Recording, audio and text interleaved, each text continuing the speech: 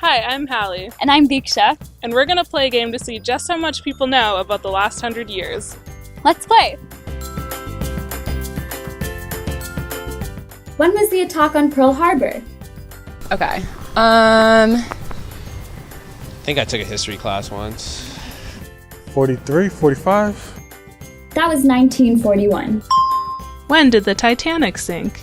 I think this was in the 20s. Titanic used to be one of my favorite movies, but that isn't helping me right now. Oh, that's easy.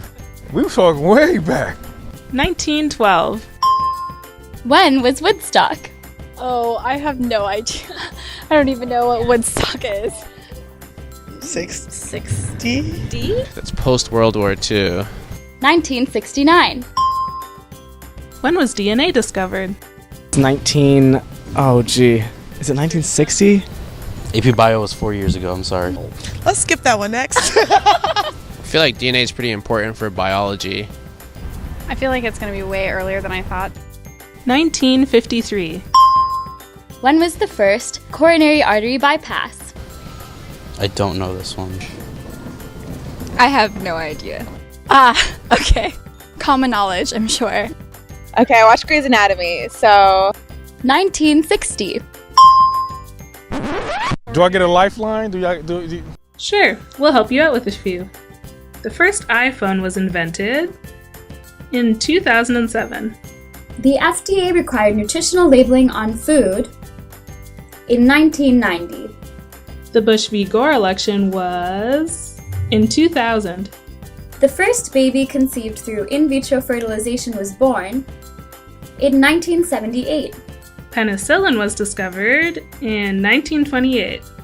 And finally, the movie Back to the Future came out in 1985.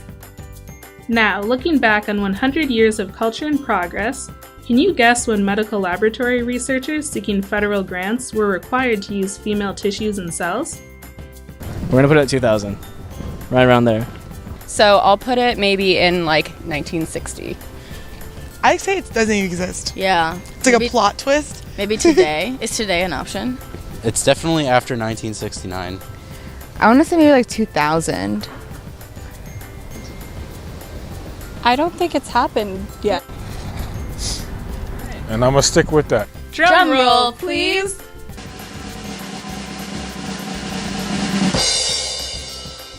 That only just became a requirement in 2016. No way!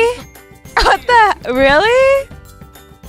That's not okay. The kind of thing, too, that you would have heard in the news, but we didn't. I mean, it's pretty wild to see how late it is, given, like, a lot of innovation. I don't know, fully including women in scientific research sounds like something that, I don't know, should have happened a while ago. 2016? I guess that's a little too recent. I just, assume that it's something that should have happened before. I didn't really think about this until now. How is research supposed to be, complete if you don't include both of the possible biological sexes? Exactly. For example, does marijuana affect the brains of women and men differently? Differently? I wouldn't think so, but maybe. But I'm not sure. I don't know. Nobody knows. Nobody? I know, right? But a women's health research at Yale study is underway to determine just that. Researchers expect to find a faster neurochemical reward response in women, making them more susceptible to addiction. This could lead to the development of gender-sensitive addiction treatments. That would be helpful. How about this? Do you know if it's possible for a virus to cure ovarian cancer? Yeah, it might. A virus to cure ovarian cancer? Oh boy. It's plausible. Nobody knows. I'm sensing a pattern here. But now, women's health research at Yale is funding a study to see if a virus that has been effective in treating a type of brain tumor can be just as effective in treating ovarian cancer. This could lead to a completely new approach to treating this deadly disease, which affects 1 in every 60 American women. Do we have another? One more.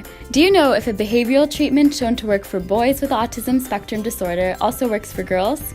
Well, if it's never been tested on girls, I don't think... I mean, I would hope that it would work. I'm not sure. I'll take this one. Nobody knew, not until Women's Health Research at Yale funded a study that tested the treatment in girls for the first time. And we actually found that the treatment shows better results in girls than boys. This allows researchers and behavioral therapists to explore the specific, different needs of girls and boys with autism. Well, that's good news. Sure is. And that's only a few of Women's Health Research at Yale's active projects. We've got so much more going on. This is so cool. Awesome. Yeah, this is really cool. Recent developments or recent research has come out is showing that there are intrinsic and critical differences, and it's going to be paramount to study that in the next few years over a huge range of disorders or diseases. Learning what this center is working on, I think it's really important work. Hopefully that'll lead to more inclusivity, better research. I think it's very, very important to study both the cells of different sexes in order to treat everyone better.